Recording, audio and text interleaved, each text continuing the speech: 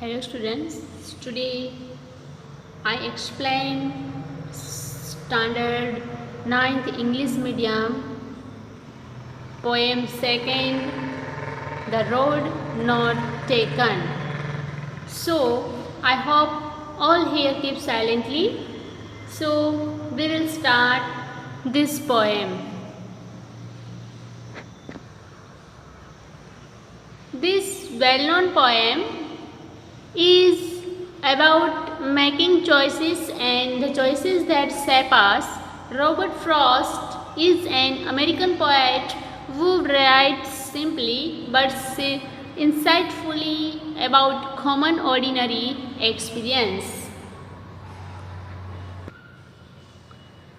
Two roads diverged in Yellowwood, and sorry I could not travel both, and be one traveler. Long I stood and looked down, one as far as I could, to where it bent in the undergrowth. अब यहाँ पर ये बताना चाहते हैं कि ये poem जो लिखी है रॉबर्ट फ्रॉस्ट ने, वो पूरी की पूरी अपने माइंड के ऊपर डिपेंड करती है। वो लेखक पोएट बोलते हैं कि यहाँ पर द रोड नॉट टेकन यानी कि रोड के ऊपर नहीं चलना। ऐसे टू रोड्स डाइवर्स्ड इन येलोवुड, डाइवर्स्ड यानी सेपरेट होना, अलग अलग होना, इन येलोवुड यानी कि सूखे हुए पत्ते, पीले जो पत्ते पड़ गए होते हैं वो मतलब येलोवुड। तो पोएट बताते हैं कि यहाँ पर कोई घना जंगल होता है, तो जंगल के बाहर वो खड़े होते हैं, तो उसको पता नहीं होता कि जंगल के अंदर दो रास्ते दिखाई देते हैं उसको, पर दोनों रास्ते पे वो नहीं चल पाते। कोई भी एक रास्ता था वो उसे चुनना था, कोई भी एक रास्ते पे वो ट्रैवलिंग कर सकते थे। तो बहुत देर तक वो वहाँ पर खड़े रहे, फिर उसने बहुत दूर तक ऐसे देखा, पर सामने उसको अंडरग्रोथ यानी कि झाड़ी पत्ता ऐसा रास्ता बेंड होकर, तो बहुत देर देख के उसने देखा तो ऐसे रास्ते में उसको दिखाई दे रहा था। चलो अब नेक्स्ट पंक्ति में क्या बोलते हैं देखते हैं हम। Then took the other just as fair, and having perhaps the better claim, because it was grassy and wanted beer, though as far that the passing hare had warned them really about the same.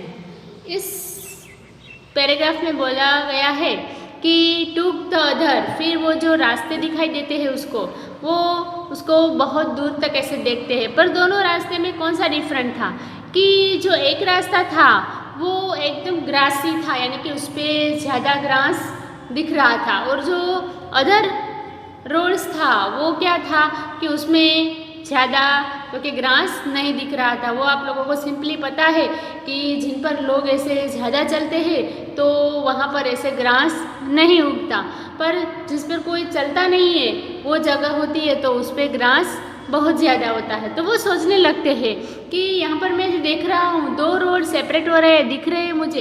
एक road पे जो बहुत लोग थे वो चलते थे, वो रास्ता भी उसे दिखाई देता है, और वो एक रोड था उस पर चलने वाले थे पर बहुत कम लोग चलते थे। तो उसने उसमें से जो चलने वाले कम थे, जो रास्ते पे बहुत कम मैन दिखाई दिए थे और ज़्यादा घास था, ग्रासी रोड था, उस पे उसने चलने का निर्णय किया। चलो इसके बाद नेक्स्ट बता रहे हैं। And both that morning equally lay in leaves on step had trodden black on I kept the first for another day, yet knowing how well it's on to way, I doubted if I should ever come back. यहाँ पे trodden black का पहले meaning जान लेते हैं हम कि कुचला हुआ। फिर उसको सुबह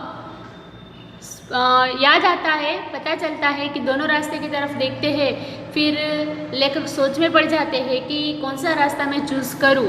फिर उसको बहुत थिंकिंग के बाद वो देखते हैं कि कुचला हुए बहुत सारे पत्ते, घास के पत्ते दोनों रास्ते पे दिखाई देते हैं ऐसे बहुत सारे, पर वो कौन सा रास्ता पसंद करते हैं पोएट कि जिस पर कम लोग चले होते हैं। ऐसा नहीं होता कि जो लोग ज़्यादा चले होते हैं वही रोड होता है, वो हमारे लिए सेफ होता है। कभी कभी ऐसा भी हो जाता है कि जो रोड पे कम लोग चले होते हैं उसमें भी हमको ज़्यादा कुछ पाने के लिए होता है। तो यहाँ पर लेखक ऐसा सोचते हैं कि वो रोड है जिसमें ज़्यादा लोग चले हुए हैं, उस रोड को मैं कल के लिए रख देता हूँ। आज शायद मुझे ये रास्ते पे वापस आना भी न पड़े और मैं ये रास्ता चुनूँ भी ना, तो आज मैं यही रास्ता पसंद करूँगा कि जिस रोड पे बहुत सारे लोग ऐसे चलते हैं यहाँ पर। तो उसमें ज़्यादा थिंकिंग के बाद yet knowing how well it's two way I doubted if I should ever come back, मैं ऐसा भी सोच रहा हूँ कि शायद मैं वापस ये रास्ते पे चल भी ना पाऊँ। तो इसके बाद के पैराग्राफ में लेखक क्या बताते हैं, I shall be telling this with a sigh. Somewhere ages and ages hence, two roads diverged in a wood, and I took the one less travelled by, and that has made all the difference. फिर बताते हैं शाय, शाय मतलब ऊंधे तक उसने breathe यानी कि अपनी श्वास लेना, बहुत से ऐसे सोच के। फिर एजिस एंड एजिस बहुत लॉन्ग पीरियड उसने सोचा, एजिस एजिस मतलब लॉन्ग पीरियड सोचना, सोच के उसने बताया कि two roads diverged in a wood, जंगल में डाइवर्ज्ड यानी सेपरेट होना, दो रोड है वो डाइवर्ज्ड हो रहे हैं, अलग हो रहे हैं। And I took the ones less travelled bye, और मैंने वही रास्ता पसंद किया है कि जिसमें कम लोग मुसाफरी करते हैं, कम लोग इस पे चले होते हैं, तो वही रास्ता मैं चूज़ कर रहा हूँ। And that has made all the difference, और वो इसीलिए बना हो कि मेरे लाइफ में जो कोई अंधकार हो यानी कोई डिफरेंस मुश्किलें आए तो इससे वो दूर भी होने वाली हो। ऐसा नहीं है कि जो हम सही रास्ते पे चले जाते हैं कि जो लोग ज़्यादा चलते हैं उसमें हमें हमारा एम मिल ही जाता है, ऐसा नहीं होता। कभी कभी ऐसा भी रूल्स होता है कि जिस रास्ते पे कोई चला नहीं होता वो रास्ते पे हम चलते हैं तो भी हमें हमारा एम तक पहुंच ही जाते हैं।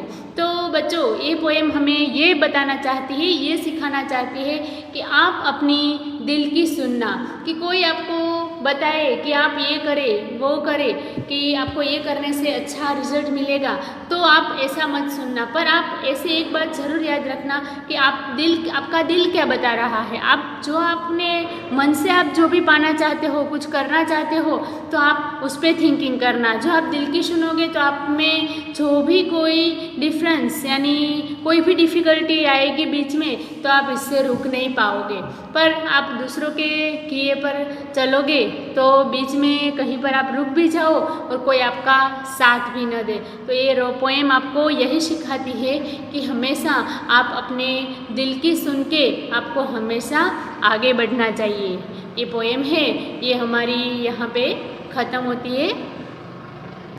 और होमवर्क में आपको ये पूरी पोएम है वो अपनी बुक में 2 टाइम लिख के दिखानी है।